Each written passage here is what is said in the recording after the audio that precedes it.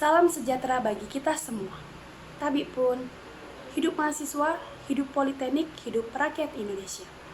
Halo, saya Indah Giovanni Butar-Butar, program studi D4 Akuntansi Perpajakan, kelas A, NPM 207555015. Di sini saya akan menjelaskan tentang Peraturan Menteri Keuangan Republik Indonesia Nomor 86/PMK 03/2020 tentang insentif pajak untuk wajib pajak terdampak pandemi COVID-19.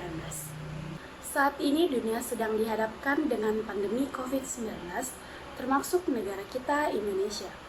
Pandemi ini tentunya sangat mempengaruhi banyak aktivitas sosial, laju perekonomian, dan berbagai aspek kehidupan lainnya. Di sisi perekonomian, dampak dari pandemi ini hampir dirasakan oleh seluruh ratusan masyarakat, dimulai dari jutaan pekerja Indonesia yang dirumahkan hingga turunnya omset pada pelaku usaha. Jadi, tidak heran jika pandemi COVID-19 ini ditetapkan sebagai bencana nasional. Memperhatikan kondisi perekonomian saat ini, pemerintah Indonesia beranggapan bahwa diperlukan perluasan insentif pajak bagi wajib pajak terdampak pandemi. Nah, salah satu insentif yang diberikan oleh pemerintah tertuang dalam PMK 86 tahun 2020 yang menggantikan peraturan sebelumnya PMK 44 tahun 2020. Dalam PMK 86 ini, pemerintah memberikan 5 insentif pajak bagi wajib pajak terdampak pandemi. Insentif yang pertama ada PPh pasal 21 ditanggung pemerintah atau yang biasa kita sebut dengan PPh 21 DPP. Insentif yang kedua ada PPh final UMKM ditanggung pemerintah yang juga biasa kita sebut dengan PPh final DTP. Insentif yang ketiga ada pembebasan PPh pasal 22 impor. Insentif yang keempat ada pengurangan PPh pasal 25 sebesar 30%, dan yang terakhir ada pengembalian pendahuluan restitusi PPN. Nah, kira-kira apa sih isi PMK 86 ini dan apa juga perbedaan antara PMK 44 dan PMK 86 tahun 2020? Penasaran kan? Jangan kemana-mana ya. Perbedaan antara PMK 44 dan PMK 86 tahun 2020. Perbedaan yang pertama, pemerintah memperluas kode klasifikasi lapangan usaha yang berhak menerima insentif. Perbedaan yang kedua, pemerintah juga memperpanjang masa pemberian insentif, yaitu sampai dengan masa pajak Desember tahun 2020. Yang ketiga, PPh pasal 21 DTP bagi wajib pajak yang memenuhi kriteria klasifikasi lapangan usaha, pemberitahuan yang dilakukan oleh kantor pusat, dan insentif berlaku untuk seluruh kantor cabang, dan perbedaan. Yang keempat yaitu insentif PPh final DTP sekarang cukup menyampaikan laporan realisasi, tidak perlu mengajukan surat keterangan. Yang kelima ada pembebasan PPh pasal 22 import dan pengurangan angsuran PPh pasal 25 sebesar 30%. Pemerintah mengubah tanggal penyampaian laporan realisasi yang sebelumnya di PMK 44.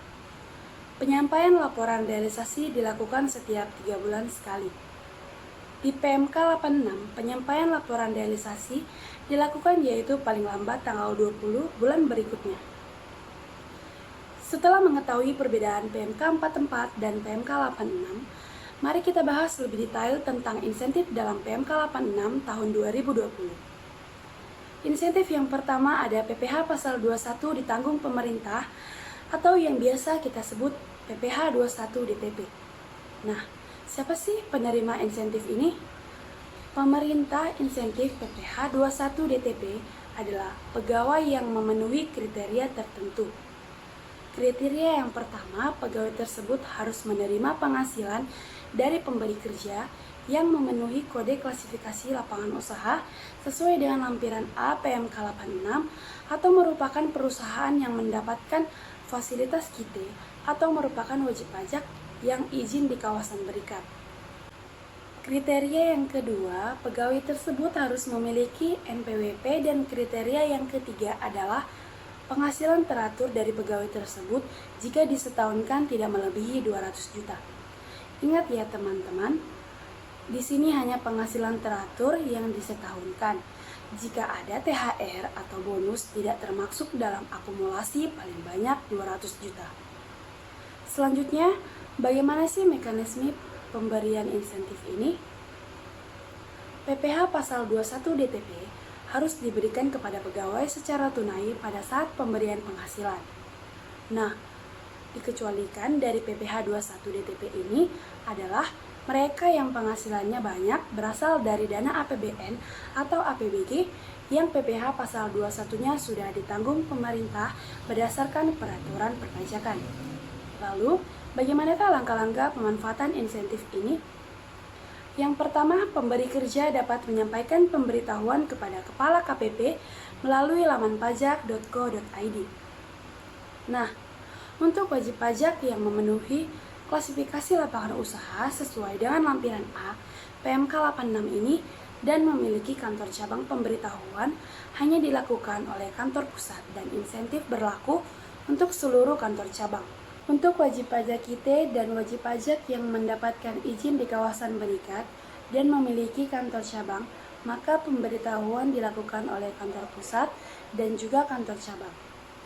Dan jangan lupa melampirkan keputusan Menteri Keuangan mengenai penetapan perusahaan yang mendapatkan insentif KIT untuk khusus wajib pajak KIT dan melampirkan keputusan Menteri Keuangan mengenai izin terkait kawasan berikat khusus untuk wajib pajak kawasan berikat. Insentif ini berlaku mulai masa pajak pemberitahuan hingga masa pajak Desember tahun 2020.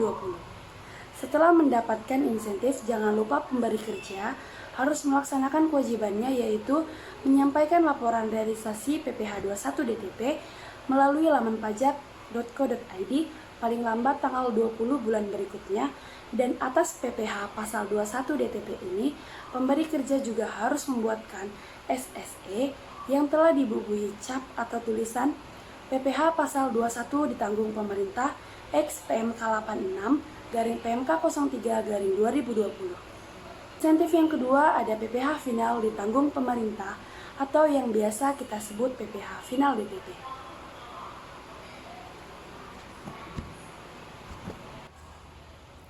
Penerima insentif ini adalah wajib pajak yang memiliki peredaran bruto tertentu dan dikenai PPh final berdasarkan PP 23 tahun 2018. Pemberian insentif ini dalam hal surat keterangan sudah terkonfirmasi, maka pemotong atau pemungut tidak perlu melakukan pemotongan atau pemungutan, tapi pemungut atau pemotong harus membuatkan SSP yang telah dibubuhi atau yang diberi tulisan PPh final ditanggung pemerintah X PMK 86 tahun 2020. Selanjutnya, untuk pengajuan permohonannya bagi wajib pajak yang belum memiliki surat keterangan, maka dapat memanfaatkan insentif ini dengan cara menyampaikan laporan realisasi, dan laporan realisasi tadi dapat diperlakukan sebagai surat pengajuan yang mana wajib pajak tersebut dapat diterbitkan surat keterangan jika memenuhi kriteria dalam PMK 99 tahun 2018 yang merupakan pengaturan pelaksanaan dari PP 23 tahun 2018. PPh final DTP ini berlaku mulai sejak masa pajak pemberitahuan hingga masa pajak Desember tahun 2020.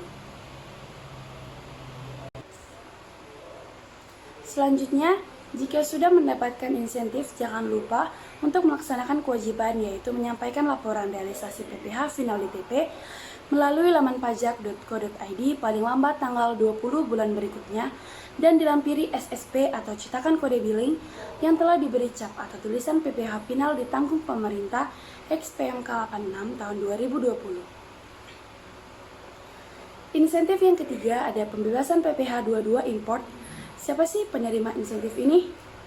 Penerima insentif adalah wajib pajak yang memiliki kriteria yaitu memiliki kode klasifikasi lapangan usaha sesuai lampiran PPh PMK 86 ini atau merupakan perusahaan yang mendapatkan fasilitas KIT atau yang merupakan wajib pajak yang mendapatkan izin di kawasan berikat. Selanjutnya, untuk pengajuan permohonan SKB PPK Pasal 22 import ini, wajib pajak dapat mengajukannya melalui laman pajak.go.id dengan melampirkan surat keputusan Menteri Keuangan mengenai penetapan perusahaan yang memperoleh fasilitas KIT khusus untuk wajib pajak kita dan melampirkan keputusan Menteri Keuangan mengenai izin di kawasan berikat, khusus untuk wajib pajak kawasan impor. Pembebasan ini berlaku mulai dari SKB terbit hingga masa pajak Desember tahun 2020. Pembebasan ini berlaku mulai dari SKB terbit hingga masa pajak Desember tahun 2020. Selanjutnya, Kepala KPP akan melanjutkan keputusan, yaitu SKB, jika wajib pajak memenuhi kriteria dan surat penolakan. Jika wajib pajak tidak memenuhi kriteria, jangan lupa setelah mendapatkan hak insentif, wajib pajak juga harus menyampaikan kewajibannya, yaitu berupa penyampaian laporan realisasi pada laman pajak.go.id yang dilakukan setiap bulan paling lambat tanggal 20 bulan berikutnya. Insentif yang keempat ada pengulangan angsuran PPh pasal 25 sebesar 30%. Penerima insentif ini harus memenuhi kriteria, yaitu memenuhi kode klasifikasi lapangan usaha sesuai dengan lampiran MPMK 86 atau merupakan perusahaan yang mendapatkan fasilitas KIT atau yang merupakan wajib pajak mendapatkan izin di kawasan berikat. Lalu, bagaimana sih pemanfaatan untuk insentif ini? Wajib pajak cukup menyampaikan pemberitahuan melalui laman pajak.go.id. Pengurangan ini berlaku mulai masa pajak pemberitahuan hingga masa pajak Desember tahun 2020. Jangan lupa setelah mendapatkan insentif wajib pajak juga harus menyampaikan laporan realisasi pada laman pajak.go.id paling lambat tanggal 20 bulan berikutnya. Insentif pajak yang kelima ada pengembalian pendahuluan PPN sebagai PKP beresiko rendah bagi wajib pajak yang menyampaikan SPT masa PPN dengan status lebih bayar restitusi paling banyak 5 miliar. Penerima insentif ini harus memenuhi kriteria, yaitu memiliki kode klasifikasi lapangan usaha sesuai dengan lampiran PPMK ini atau merupakan perusahaan yang mendapatkan fasilitas KIT atau merupakan wajib pajak yang mendapatkan izin di kawasan berikat. Nah, kriteria yang kedua, wajib pajak harus menyampaikan SPT masa PPN dengan status lebih bayar restitusi paling banyak 5 miliar rupiah. Pemberian insentif ini wajib pajak yang memiliki kriteria dapat diberikan pengembalian pendahuluan kelebihan pembayaran pajak sebagai PKBB resiko rendah.